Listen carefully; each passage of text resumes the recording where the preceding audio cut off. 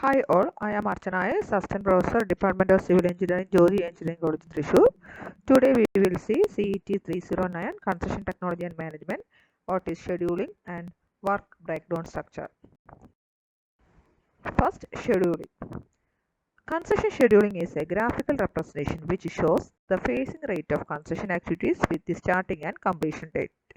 അതായത് ഒരു construction schedule എന്ന് പറയുന്നത് ഗ്രാഫിക്കലി റെപ്രസെൻ്റ് ചെയ്യുന്ന അതായത് നമുക്കൊരു പിക്ചർ ഫോമിലാണ് നമ്മൾ എന്ത് ചെയ്യുന്നത് റെപ്രസെൻ്റ് ചെയ്യുന്നത്.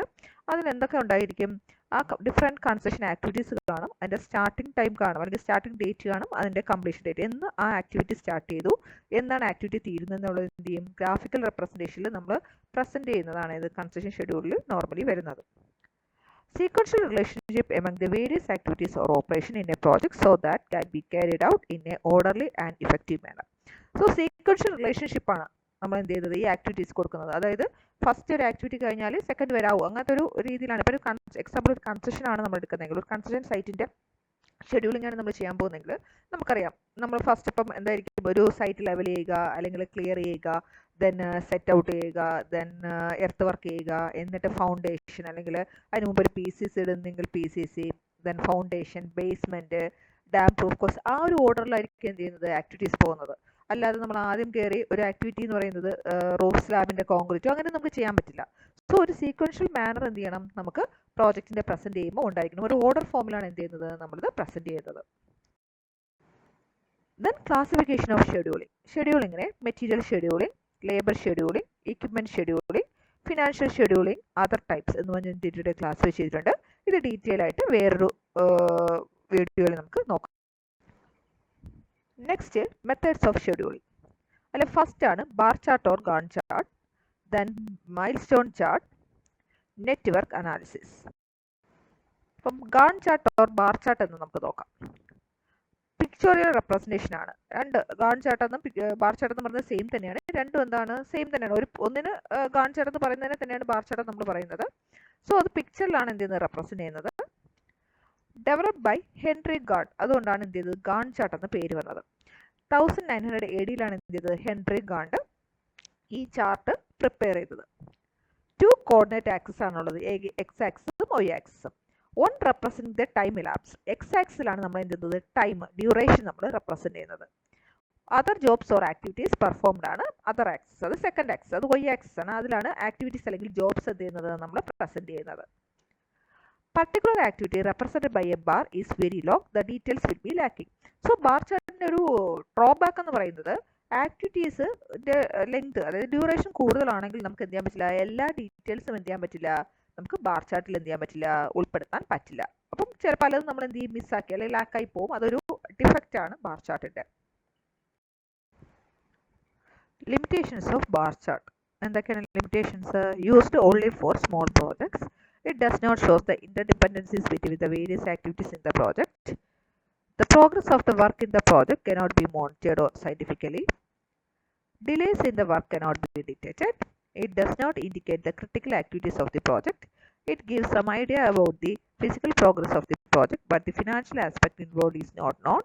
It cannot be used as a controlling device by the project manager to take a.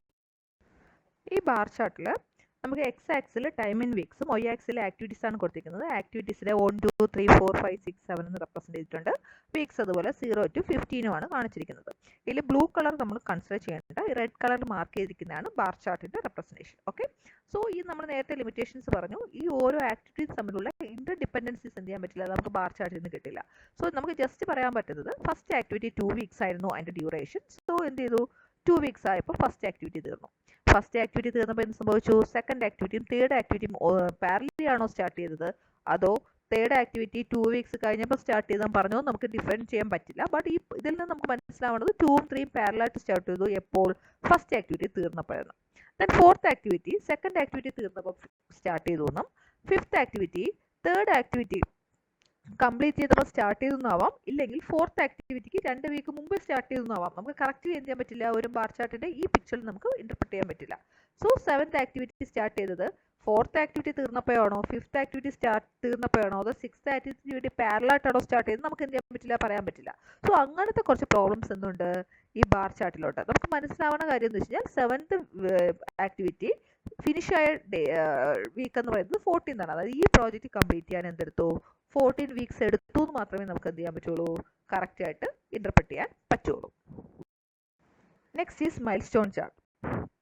Modification over the original bar chart. Bar ചാർട്ടിനെ മോഡിഫൈ ചെയ്തതാണ്. The activity is broken into a number of sub activities or key events. അതായത് activity എന്ത് ചെയ്തിട്ടുണ്ട്, ചെറിയ ചെറിയ sub activities ആയിട്ട് എന്ത് ചെയ്തിട്ടുണ്ട്, അല്ലെങ്കിൽ കീ ഇവന്റ്സ് ആയിട്ട് ബ്രേക്ക് ചെയ്ത്.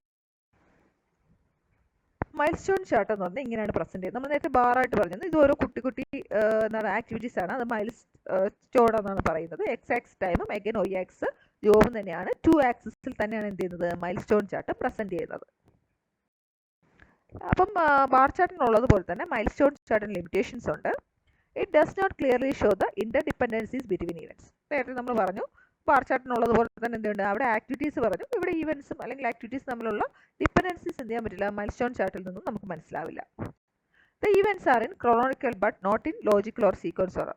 അത് ക്രോണോളജിക്കൽ ഓർഡറിലാണ് അത് പ്രസന്റ് ചെയ്യുന്നതെങ്കിലും ലോജിക്കലിയോ സീക്വൻഷ്യലിയോ അല്ല എന്ത് ചെയ്യുന്നത്, നമ്മൾ പ്രസന്റ് ചെയ്യുന്നത്. അതൊരു പ്രോബ്ലം ആണ് മൈൽ സ്റ്റോൺ ചാർട്ടിന്റെ. So next term is work breakdown structure. ചിലപ്പോൾ WBS എന്ന് ഷോർട്ട് ഫോമിൽ തന്നെ വിളിക്കും. The process of breaking the project into easily identifiable major systems, their subsystems and discrete activities is called work breakdown structure. അതായത് ഒരു പ്രോസസ്സാണ് WBS എന്ന് പറയുന്നത്. ഒരു പ്രോജക്റ്റിനെ എന്ത് ചെയ്യുക, പെട്ടെന്ന് ഐഡന്റിഫൈ ചെയ്യാവുന്ന രീതിയിൽ ഒരു മേജർ സിസ്റ്റത്തിനെ സബ് സിസ്റ്റമായിട്ടും അതിൻ്റെ ഡിസ്ക്രീറ്റ് ആക്ടിവിറ്റീസ് അല്ലെങ്കിൽ എലമെന്റ്സ് ആയിട്ട് എന്ത് ചെയ്യുന്നു, നമ്മൾ ബ്രേക്ക് ചെയ്യുന്നു. അതിനെയാണ് വർക്ക് ബ്രേക്ക് ഡൗൺ സ്ട്രക്ചർ അല്ലെങ്കിൽ WBS എന്ന് എന്ത് ചെയ്യുന്നത് നമ്മൾ വിളിക്കുന്നത്. The major project is first identified in terms of its end items, then split into systems, subsystems, then their components and elements. So ഒരു പ്രോജക്റ്റ് ഉണ്ടെങ്കിൽ അതിൽ സിസ്റ്റംസ് കാണും, അതിന് സബ് സിസ്റ്റംസ് കാണും, അതിൽ കമ്പോണൻസ് ആൻഡ് എലമെന്റ്സ് എല്ലാം കൂടെ ചേർന്നാണ് എന്ത് ചെയ്യുന്നത്, ആ സ്ട്രക്ചർ കംപ്ലീറ്റ് ആവുന്നത്. വർക്ക് ബ്രേക്ക് ഡൗൺ സ്ട്രക്ചറിന്റെ ഒരു ഫ്ലോ ചാർട്ടാണ്. ഫസ്റ്റ് എന്ത് ചെയ്യും, project objectives specified in terms of end items വെച്ച് നമ്മൾ എന്ത് ഐഡന്റിഫൈ ചെയ്യും. സോ അതിനെ രണ്ടായിട്ട് ഡിവൈഡ് ചെയ്തു, സിസ്റ്റംസ് ആയിട്ട്. ദെൻ ഒരു സിസ്റ്റം സെയിം തന്നെയാണ് നമ്മൾ ഫോളോ ചെയ്യുന്നത്. സിസ്റ്റത്തിനെ എന്ത് ചെയ്തു, സബ് സിസ്റ്റമായിട്ട് എഗെയിൻ ഡിവൈഡ് ചെയ്തു. സബ് സിസ്റ്റത്തിനെ നമ്മൾ എന്ത് ചെയ്തു, കമ്പോണൻസ് ആയിട്ട് എന്ത് ചെയ്തു, ഡിവൈഡ് ചെയ്തു. കമ്പോണൻസിനെ എന്ത് ചെയ്തു, എലമെന്റ്സ് ആയിട്ട് ഡിവൈഡ് ചെയ്തു. സോ ഒരു വർക്ക് ബ്രേക്ക് ഡൗൺ സ്ട്രക്ചറിന്റെ ഒരു ഫ്ലോ ചാർട്ട് അല്ലെങ്കിൽ what is work breakdown structure എന്ന് ചോദിച്ചാൽ ആ കഴിഞ്ഞ സ്ലൈഡിൽ പറഞ്ഞ അതിന്റെ എക്സ്പ്ലനേഷൻ പറഞ്ഞ് ഈ ഒരു ഫ്ലോ ചാർട്ട് വരച്ച് കഴിഞ്ഞാൽ എന്താവും, നമുക്ക് അതിന്റെ ആൻസർ ആവും. So concreting work for the roof slab. ഇതാണ് നമ്മുടെ ഒരു പ്രോജക്റ്റിൽ ഒരു ഒരു ഒരു ബിൽഡിങ്ങിന്റെ ഒരു പ്രോജക്റ്റിന്റെ ഒരു പാർട്ടാണല്ലോ ഈ സ്ലാബിന്റെ റൂഫ് സ്ലാബിന്റെ കോൺക്രീറ്റ്. അപ്പോൾ അതെങ്ങനെയാണ് വർക്ക് ബ്രേക്ക് ഡൗൺ സ്ട്രക്ചറിൽ നമ്മൾ ഡിവൈഡ് ചെയ്ത് നോക്കാം. So concreting for the roof സ്ലാബിനെ നമ്മൾ എന്ത് ചെയ്തു, ഡിവൈഡ് ചെയ്യാണ്. First erection of form work. അപ്പോൾ നമ്മൾ എന്ത് ചെയ്യണം, ഫോം വർക്ക് ചെയ്യണം, അത് തട്ടടിക്കണമെന്ന് പറയും. ഫോം വർക്ക് ചെയ്യുമ്പോൾ തന്നെ നമ്മൾ എന്ത് ചെയ്യും, ബാർ ബെൻഡിങ്ങും കൂടെ പാരലായിട്ട് എന്ത് ചെയ്യാൻ വേണമെങ്കിൽ നമുക്ക് നടത്താം. സോ ബാർ ബെൻഡിങ് നമുക്കുണ്ട്. ഫോം വർക്ക് കംപ്ലീറ്റ് ആയി കഴിഞ്ഞാൽ നമ്മൾ എന്ത് ചെയ്യും, ബാർ ബെൻഡിങ് ചെയ്ത് വെച്ചിരിക്കുന്ന റീഇൻഫോഴ്സ്മെന്റ് എന്ത് ചെയ്യും, ഈ ഫോം വർക്കിനെ പ്ലേസ് ചെയ്യും. പ്ലേസ് ചെയ്ത് കഴിഞ്ഞാൽ നമുക്ക് എന്ത് ചെയ്യാം, കോൺക്രീറ്റ് സ്റ്റാർട്ട് ചെയ്യാം. നമ്മൾ കോൺക്രീറ്റിന്റെ പ്രൊസീജിയർ ഉണ്ടല്ലോ, ബാച്ചിങ് മിക്സിങ്, അത് ചെയ്ത് നമ്മൾ എന്ത് ചെയ്യും, പ്ലേസ് ചെയ്യും അല്ലെങ്കിൽ പോർ ചെയ്യും. നമ്മൾ പോർ ചെയ്ത് കഴിഞ്ഞാൽ എന്ത് സംഭവിക്കും, 24 hours കഴിയുമ്പോൾ നമ്മൾ സ്ട്രെങ്ത് കിട്ടാനായിട്ട് എന്ത് ചെയ്യും, ക്യൂറിങ്ങിലേക്ക് നമ്മൾ പോകും.